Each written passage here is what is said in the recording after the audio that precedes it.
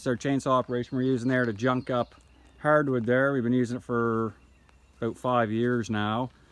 It is just a splitter at the end of one of our roller conveyors on an angle.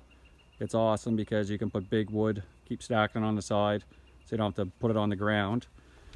Got the chainsaw set up here. All it is a bolt drilled through the bar. It has one regular washer.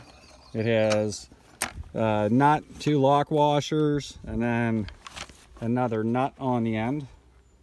Hopefully you can see that good. And we just have it on, mount it like this, so you can move the saw up and down if you got a big piece of wood going on there. You think you need the nice straight pieces of wood, but you don't. We got some pretty crazy wood. That's why I want to show, so you don't think that, oh, I need the nicest wood. You know, wood is never perfect.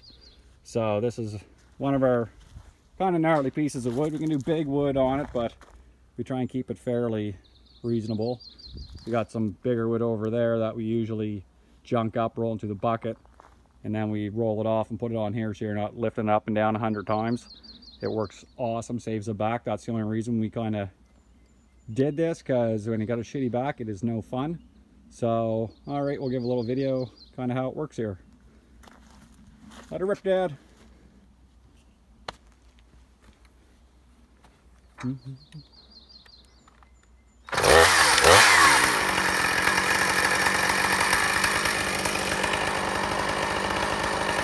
matter how you look at it, it's still somewhat labor intensive with some of the pieces of wood, but you don't have to bend over and pick up the wood all the time, dig through the pile.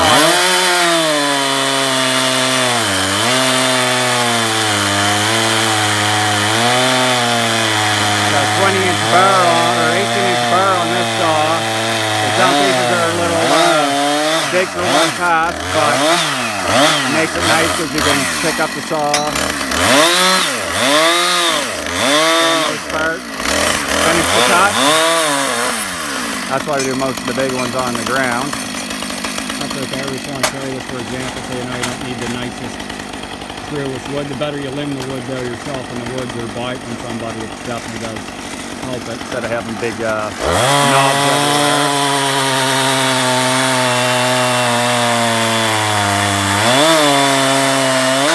Your chain will last you if your wood's clean. As in, you know, we do our wood in the winter time.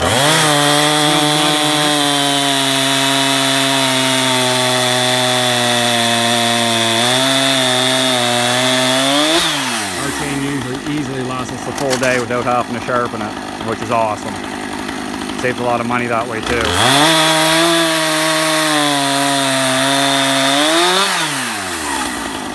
You can kind of see how much wood you can do. We usually do, if you got smaller wood or average wood. If you got smaller wood or average wood, kind of like this, in the pile over here, a little bit of everything. You can usually do about, easily 4 cord a day, and that's not really going too hard. We got a rack here, we just put that up with the tractor, and then we can roll it on ourselves manually. It works really good. The rollers can take quite a bit of abuse, I'll tell you that. You don't drop the wood right on top of them, but the odd piece smashes off, and they, I was very impressed with how they're holding up there. I got them on U-line at the time. Now we can get them on drag other sites there. So yeah, that's what it is. And then you come down here. We'll have the guys splitting at the same time, and it just keeps it going nice. You know, if you overwhelm the guy, if there's no small wood that you can cut and stack yourself while the guy's splitting there, then, you know, stop, give him a hand for a second, catch up. But now you can usually do 4 cord a day with this kind of average wood. With nice kind of medium-sized wood there, we could do 5-6 cord a day, no problem. So, if you got nice medium-sized wood, that's kind of what you're shooting for, but that's never usually too realistic if you use everything out of the woods, like the limbs and all. Yeah, a wicked luck so far. This splitter had it for, I don't know, 5-6 years. Never stopped yet. Went through every piece of wood, no stops. Just regular filter changes and oil. She's a beast. issues, never had any issues with it. Here's the bucket we use. We have different levels there of yellow there for the different types of wood there. If we're doing 16, 18, 20-inch wood, the measure this bucket here does about, well, it is right on a third of a cord. So I do 3 of these buckets, you got a cord of wood. We just pick it up with the tractor in between loading the wood on top, and dump it into a pile and let it dry, season for the year. And other than that, we got marks to make it easier right here. So you're measuring from your bar right down to here, and that's 16 inches right there. Some guys want bigger wood, so we went that far. And you also got marks back on this side, so you can tell, okay, it is an 8-foot piece of wood, it's not an inch or two over, you know, so you can add like a 1/4 of an inch to offset, or take off a 1/4 inch to offset. It all equals out. We do our wood right on 8 feet. I know most places you get for logs now are 8'6", but you know, if you have somebody supplying, or if you're doing your own, just try and get it 8 foot. Unless you're doing bigger wood, it don't matter. But yeah, this is how we kind of do it. It's very nice, like I said. You save your back, you're not picking up, putting down, picking up, putting down the wood there. When we do the big wood too, we use a little, I'll grab it here. I don't like doing this. It's my first video I ever did, so bear with me. I use this here, and you got big pieces of wood kind of stop it, so it doesn't keep blowing in you, and put it down below there. So I just stop the wood from blowing into itself. But yeah, it just shows you like you're bending over zero. We're all doing everything from waist level and up, so for me it helps. Yeah, I've done it the other way for many years. It's good too, because you got your sawdust off your fine, you got old pieces of plywood underneath. Keep the sawdust off the ground nicely to shovel it up, and we use it just for muddy, you know, if it's muddy or whatever, the paths or whatever. But some areas, I know you have horse farms around, you can probably bag it up and sell it. You'd easily get probably close to a tote a day on the big totes there, fertilizer bags. It surprises you how much the sawdust does add up when you count it up. But now, out of the whole day, we probably get about, I did 3 or 4 wheelbarrow loads of just regular sawdust and then scraps. But yeah, like I said, a lot of the big stuff here, the bigger stuff, you can do it on the thing. It's a little bit more labor intensive, but we do junk a lot of them on the ground, and then we put them in the bucket of the tractor, put it up on the rack. Pretty much, you can do pretty much 2 full logs like that, and then just split away, or use your little thing there to keep the wood from sliding down on you. And you're not putting things up and down 100 times, it just stays on the rack there. So, and you could also just use your fork of the tractor if you don't want to build a log hole in the rack there to hold the wood up to put in the conveyor. But I know you need the equipment or whatever to do something like this, but if you have it, like we have a tractor for working in the woods and that, so we have it, and all we had to do is get a couple of conveyors. We had the splitter already, we had the saw already, and we made a bucket up for measuring. But like anything, you could just have a conveyor, I guess, where you had the wood coming off if you want, like your dump trailer or whatever, so for a pile. But anyways, I hope this helps you out some. You're back, any questions, go ahead and ask. I'll send some better pictures or videos if you want to kind of see the setup. And thank you. Alright, sorry about that, just adding on to the last video. Like I said, first time doing this sort of thing. But if you're doing the wood by yourself, it's easy, just, if you're doing it by yourself, cut it, stack it up as high as you can, I guess, and the conveyor just falling off the whole way down. And then start to split it, saw off, and you know, do that 3 times and you got a 1/3 of a cord. Sounds like a lot, but it goes fast. And like I said, you're not bending over whatsoever. We also had this thing set up too. I also had a picture on it from, wow, 3 or 4 years ago. We did it there so we can mount some umbrellas.